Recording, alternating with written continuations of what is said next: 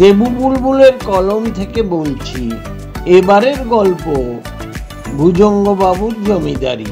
গ্রামের নাম গোপালপুর। ভুজঙ্গ হালদার সেই গ্রামের জমিদার, নামেই জমিদার। এদিকে তাল পুকুরে ঘটি ডোবে না। এর জন্য অবশ্য তিনি নিজেই কিছুটা দায়ী। তিনি বড়ই অলস। তার বয়স 40-এর কোঠায়। তিনি বিপদনিক, ছেলেপুলেও নেই। আত্মীয় স্বজন কে কোথায় আছে তার মনেও নেই। ভুজঙ্গ হালদারের অবস্থা জমিদার হলেও বেশ পড়তির দিকে। কারণ গ্রামটা প্রায় খালি হয়ে গেছে ম্যালেরিয়ার প্রকোপে। এক একটা জায়গা আছে যেখানে মাত্র 3-4টে ঘর, আর একটা লোকও থাকে না, বরং 2-4টে ভূত থাকে বলেই শোনা গেছে।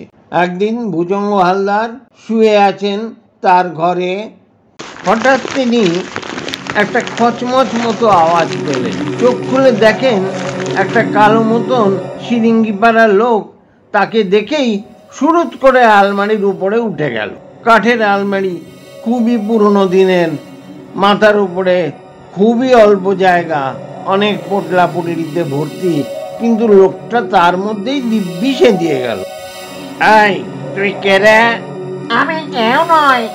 কেউ নস তো এখানে ঢুকলি কি করে? আগে আমি পাঁচু।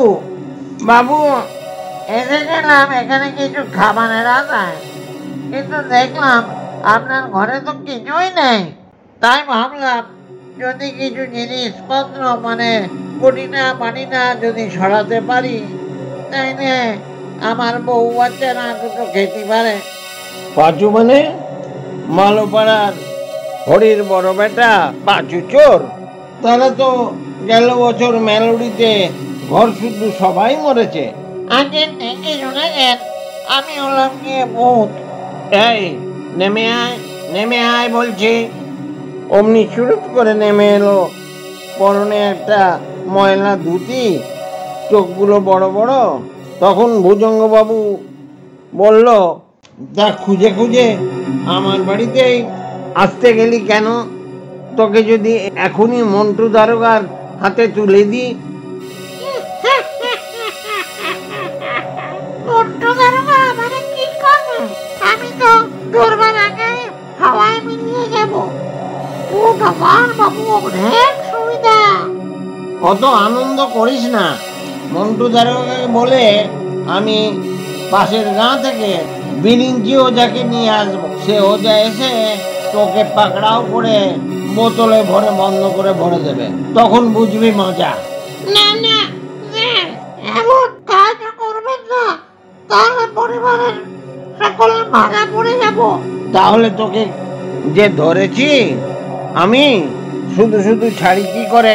তোকে তো তাহলে কিছু করতে হবে আমার জন্যে। স্যার, আমি আপনাকে একটা পাকা কুমড়ো এনে দেবো। এখনই বড়ুয়ালার উঠোনে হয়েছে দেখে এসেছি।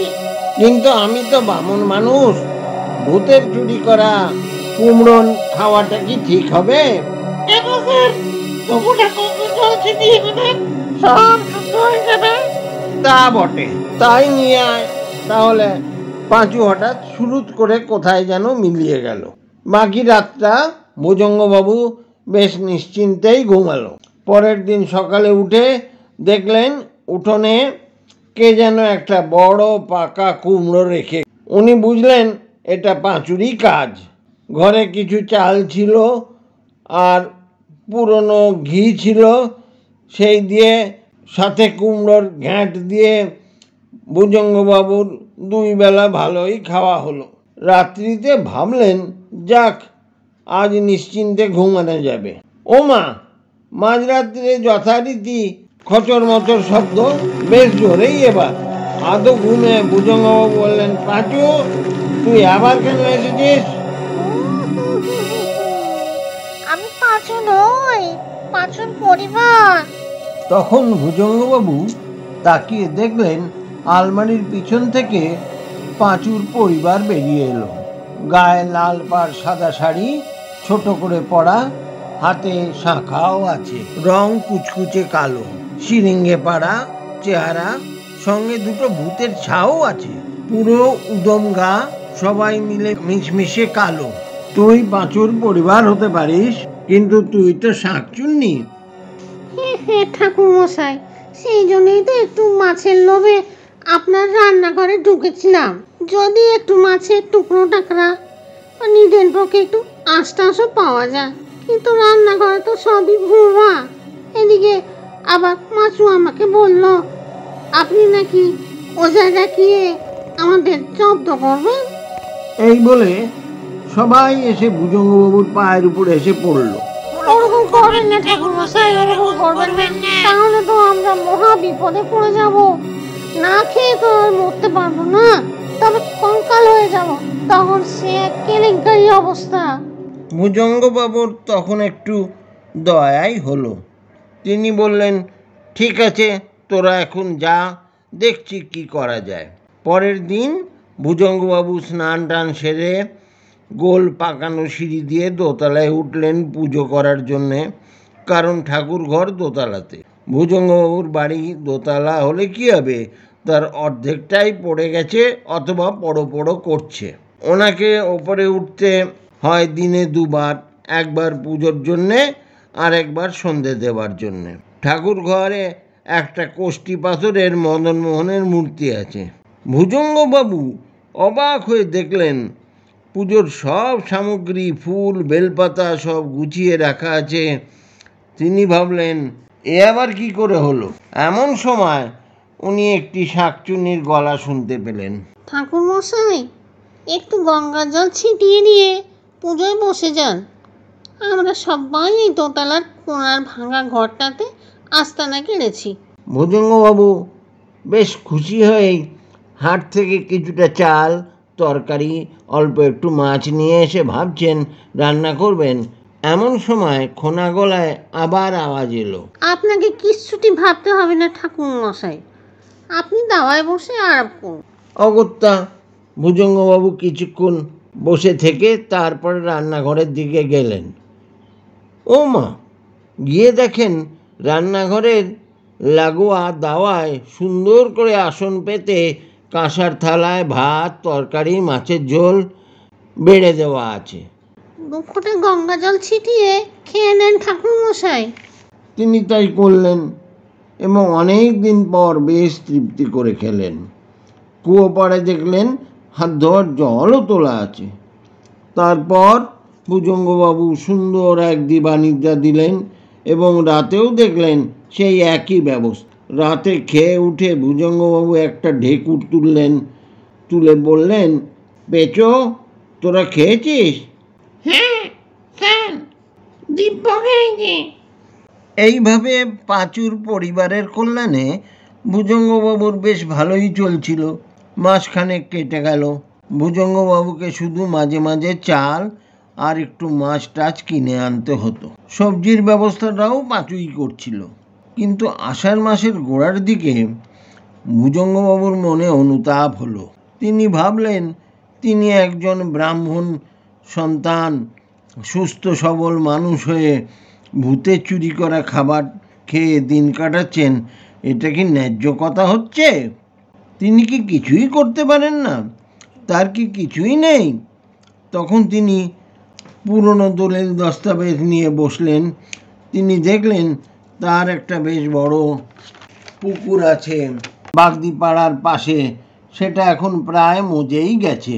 আর বিঘা তিনেক জমি আছে দক্ষিণের মাঠে, ভাগ চাষিরা, যার পুরো ফসলটাই পেটে পড়ে। তখন তিনি ঠিক করলেন এবার একটা ব্যবস্থা করতে হবে। ভূতের খাবার খেতে এখন লজ্জাও করছে। তার কিছু চেলাচামুন্ডাও আছে এখনো, যারা তাকে এখনো মান্যিগণ্যি করে। সব মিলিয়ে জনা 8 হবে। তাদেরকে তিনি ডেকে পাঠালেন ভাঙা চণ্ডী মণ্ডপে। সেই দিন তিনি গুরুবারে তামাক নিয়ে চণ্ডী মণ্ডপে হাজির হলেন। তারা বললেন, বলুন ঠাকুর মশাই, আমি না আপনার জন্য কি করতে পারি?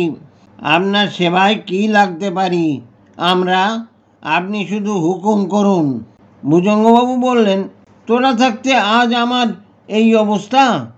হারু, গোপাল, ন্যাপলা, তোরা এক কাজ কর, বাগদিপাড়ায় আমার যে পুকুরটা আছে সেটাকে কাটিয়ে পরিষ্কার করার ব্যবস্থা কর, আর সেখানে মাছের চারা ছেড়ে মাছ চাষের ব্যবস্থা কর। আর বাগদিপাড়ার লোকেদের বলিস তারা যেন ওখানে স্নান বা কাছাকাছি না করে। আর বাকিরা আমার দক্ষিণের জমিটা চিনিস তো, যার উত্তরে অশ্বত্থ গাছ, দক্ষিণে নিম গাছ আছে, আর শেষ প্রান্তে একটা চালতা গাছও আছে। ওই 3 বিঘা জমি যারা ভাগ চাষ করে তাদেরকে ধরে আমার কাছে নিয়ে আসবি তো। পরের দিন ওরা নাথু, ভোলু, নফরা এই 3 জন ভাগ চাষিকে ধরে আনলো। তারা এসেই ভুজঙ্গবাবুর পায়ে হুমড়ি খেয়ে পড়ল। আমাদের মাফ করে দেন ঠাকুর মশাই।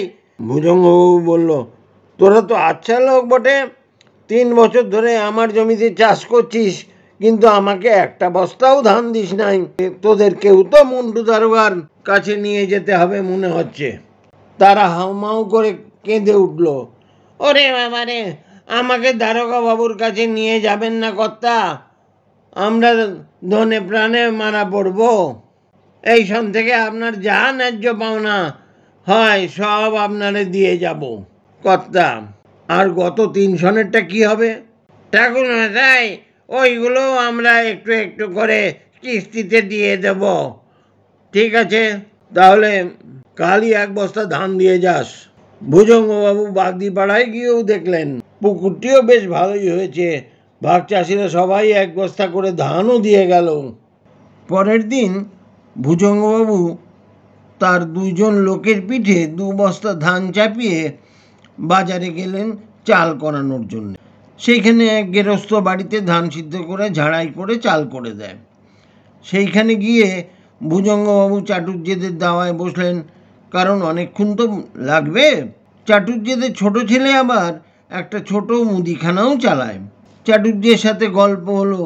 কথায় কথায় চাটুর্যবাবু বললেন, জানেন হালদারবাবু, কলকাতায় নাকি জাপানিরা বোমা ফেলছে, তাই অনেক লোক ওইখান থেকে বোমার ভয়ে চলে আসতে চাইছে। আমার কাছে বেশ কয়েকজন খোঁজ নিয়ে গেছে, কিন্তু এ গায়ের বেশিরভাগ জমিই তো আপনারই, তাই এখন থেকে ভাবছি আপনার কাছেই পাঠিয়ে দেব। পরের দিন ভুজঙ্গবাবু বৈঠকখানা ঘরে তক্তার উপরে বসে তামুক খাচ্ছেন। তামুকও পেঁচোর বই সেজে দিয়েছে। এমন সময় 3 জন লোক এসে বলল, ঘর করি ঠাকুর মশাই, সব সংবাদ কুশল তো? তখন ভুজঙ্গবাবু বললেন, তোমরা কে হে? তোমাদের তো আমি আগে দেখিনি। আমি ছিরুপাল ও হরিপাল আর মদন কর্মকার। আমরা 2 ঘর পাল কুমোরপাড়াতেই থাকতাম, কিন্তু বাপে কলকাতায় চলে গেল সাহেবদের চাকরি নিয়ে। সেখানে ভালোই ছিলাম, কিন্তু এই বোমা টোমা পড়ছে আর গোরা মিলিটারির অত্যাচার, এই ভয়ে এখন থেকে গাঁয়েই থাকবো বলে ভেবেছি। যেটুকু জমি জমা আছে সেখানেই চাষাবাদ করব, আর ঘরটা একটু সারিয়ে নেব। গাঁয়ের তো সবই আপনার, তাই একটু অনুমতি নিতে এলাম। কর্মকারও একই কথাই বলল, তবে তার বাড়ি ছিল বড় দিঘির পাড়ে। সেইখানেই তার বাপ ঠাকুরদা কামারশাল চালাতো। সে বাড়ির তো প্রায় এখন মাটির সাথে মিশে গেছে। ভুজঙ্গবাবু বললেন, তোদের তো ভাটু করামিকে ডেকে ঘরটা নতুন করে ছাওয়াতে হবে, পারবি তো? হ্যাঁ, কোনো রকমে করে নেব। এইবার ভুজঙ্গবাবু আসল কথাটা পারলেন। তোরা তো গত 13 বছর ছিলি না, খাজনাও দিসনি। আমি অনুমতি দিতে পারি যদি একটু করে খাজনাটা দিতে পারিস। আমি খাতাপত্র দেখে তোদেরকে পরে জানাবো কার কতটা খাজনা বাকি পড়েছে। ওরা বলল, ঠিক আছে আজ্ঞে। ভুজঙ্গবাবু মনে মনে বেশ খুশিই হলেন। এইবার তিনি পাঁচুর বউয়ের রান্না করা খাবার খেয়ে নিশ্চিন্তে শুলেন।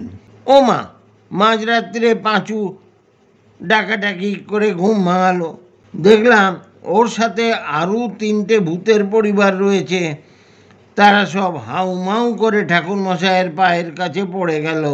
তাদের মধ্যে একজন বলল, ঠাকুরমশাই, আপনি যে নতুন লোকগুলোকে গায়ে থাকতে দিচ্ছেন, তাহলে আমরা যাই কোথায়? ওদেরকে ভয় দেখানোটা তো কি ন্যায্য হবে? বলুন আপনি। না, একদম নয়, বরং পাঁচুর সাথে কথা বলে আমার বাড়ির ভাঙা দিকটাতে কিছু একটা ব্যবস্থা করা যায় নাকি দেখ। আর মাঝে মাঝে পাঁচু বউকে একটু সাহায্য করিস আমাকে সেবা করার জন্যে। পরের দিন ভুজঙ্গবাবু তাদের পুরনো কাছারি বাড়ির তাকে রাখা লাল কাপড়ে মোড়া কয়েক বান্ডিল দলিল দস্তাবেজ নিচে নামালেন, আর সেগুলোর থেকে খুঁজে 2 ঘর পাল, 1 ঘর কর্মকারের খাজনার হিসেবও বেরিয়ে আসলো। তাছাড়া আর অনেক জমি ও পুকুরের খোঁজও তিনি পেলেন এইসব কাগজপত্র ঘেঁটে। 3টে পরিবারের থেকে কিছু কিছু খাজনাও দিয়ে গেল। ভুজঙ্গবাবুর অবস্থা এখন খুব ভালো। এর মাঝে একদিন শহর থেকে গাড়ি করে সরকারি বাবুরা এলেন। তারা এসে ভুজঙ্গবাবুকে 1 বাক্স ভর্তি কুইনাইনের গুলি দিয়ে গেলেন। তারা গ্রামের পুকুরগুলোও একবার দেখলেন। ভুজঙ্গবাবুকে বললেন, এগুলো সব পরিষ্কার করান, নয়তো বুঝিয়ে দিন, কারণ এগুলোই হচ্ছে ম্যালেরিয়ার উৎস। ভুজঙ্গবাবু নিশ্চিন্ত হয়ে ভাবলেন, যাক, ম্যালেরিয়ার থেকে নিষ্কৃতি পাওয়ার এক উপায় পাওয়া গেছে। ম্যালেরিয়া বিদায় নিলে আবার এ গায়ে জনবসতি হবে। এই করে ভুজঙ্গবাবুর দিনগুলো বেশ ভালোই কাটছিল। চাষের চাল, পুকুরের মাছ এবং কিছু কিছু খাজনা, তার অবস্থা বেশ ভালো হয়ে গেছে। আরও 3-4 মাস পরের ঘটনা। গাঁয়ে এখন বেশ কয়েকটি পরিবার কলকাতা থেকে ফেরত এসে গাঁয়ে বসবাস করতে শুরু করেছে, যার ফলে ভুজঙ্গবাবুর অবস্থাও এখন সত্যিকারের জমিদারের মতনই। 2 জন দাস, 1 জন দাসী, ঘরে 4টে গরু, 3টে মরাই, গোলা ভরা ধান। পুরনো জমিদার বাড়িকে এক প্রকার চুনকাম করাও হলো। কাছারি ঘরে 2 জন গোমস্তাও রাখা হয়েছে। তারা সব হিসেবপত্র দেখাশোনাও করছে। ভুজঙ্গবাবু রাত্রিরে শুয়ে শুয়ে ভাবছেন যে এসবের জন্য কিন্তু পরোক্ষভাবে পাঁচুই দায়ী। একদিন ভুজঙ্গবাবু যখন কাছারি ঘরে বসে আছেন, তখন এক জটাজুটোধারী সন্ন্যাসী এসে হাজির হলেন। তিনি ভুজঙ্গবাবুর কাছে গিয়ে বললেন, তুই ভুজঙ্গ তো? ভুজঙ্গবাবু অবাক হয়ে বললেন, আপনি কে সাধু বাবা? সাধু বাবা বললেন, মূর্খ, তুই জানিস না তোদের বংশের গুরুদেব কাশীতে অবস্থান করেন? তখন ভুজঙ্গবাবু বললেন, হ্যাঁ, আমি শুনেছিলাম বটে। আমি সেই গুরুদেব কুর্কুটানন্দ স্বামী। ভুজঙ্গবাবু তখন তার পায়ে পড়ে গিয়ে বললেন, গুরুদেব, আমায় ক্ষমা করে দিন, আমি আপনাকে চিনতে পারিনি। এরপর তিনি গুরুদেবকে সেবায় যথোপযুক্ত ব্যবস্থা করলেন। তার সেবায় তুষ্ট হয়ে গুরুদেব বললেন, তুই তো এখন যথেষ্ট ভালো ব্যবস্থাই করেছিস, অবস্থাও তোর ফিরে গেছে। এবারে একটু গলা নামিয়ে বললেন, তোর কি পাঁচুর সাহায্য নেওয়াটা ঠিক হচ্ছে? এই শুনে ভুজঙ্গবাবু হাউমাউ করে গুরুদেবের পা ধরে বললেন, আপনি ত্রিকালজ্ঞ, হুকুম করুন গুরুদেব, আমি কি করতে পারি? তুই দ্বিতীয়বার দ্বার পরিগ্রহ কর, কারণ তোর তো একটা বংশরক্ষারও দায়িত্ব আছে। তখন ভুজঙ্গবাবু বললেন, গুরুদেব, এই বয়সে আবার বিবাহ, সেটা কি ঠিক হবে? গাঁয়ের লোকেরাই বা কি বলবে? কেউ কিচ্ছু বলবে না। গাঁয়ের সকলকে 3 দিন ধরে পাত পেড়ে খাওয়া হয়। 2টো গাঁ পড়ে হরিদেবপুর গ্রামে বরেন মুখার্জির এক সর্বসুলক্ষণা সুন্দরী কন্যা আছে। তারা বেশ বর্ধিষ্ণু পরিবার। মেয়েটির বয়স কিঞ্চিত বেশি বটে, প্রায় 25 বৎসর, কিন্তু তার কুষ্টি আমি দেখেছি। সে যেন তোর জন্যই অপেক্ষা করে আছে। সেই জন্যই ঈশ্বর তার বিবাহের ব্যবস্থা এখনো করেননি।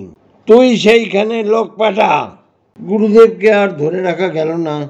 তিনি বললেন, বাসুদেবপুর গ্রামে আমার এক শিষ্য আছে, সেখানে আমাকে যেতেই হবে। অঘ্রাণ মাসের এক শুভ দিনে ভুজঙ্গবাবু দ্বিতীয়বার বিবাহ করলেন। গ্রামের লোকেরা 3 দিন ধরে মাছ, মাংস, মন্ডা, মিঠাই খেয়ে ধন্য ধন্য করতে লাগলো। তিনি কিন্তু পাঁচু আর তার পরিবারের জন্য বেশ ভালো ব্যবস্থা করলেন। তাদেরকে উনি ভোলেননি। বছর ঘুরতে না ঘুরতেই তার ঘর আলো করে এক পুত্র সন্তান জন্মগ্রহণ করল, এবং এইভাবেই তিনি সুখে শান্তিতে দিন যাপন করতে লাগলেন। আমার গল্পটি ফুরালো, নোটে গাছটি মুড়লো। আপনাদের যদি এবারের গল্পটা ভালো লাগে তাহলে দয়া করে কমেন্ট করবেন, শেয়ার করবেন আর সাবস্ক্রাইব করবেন। ধন্যবাদ।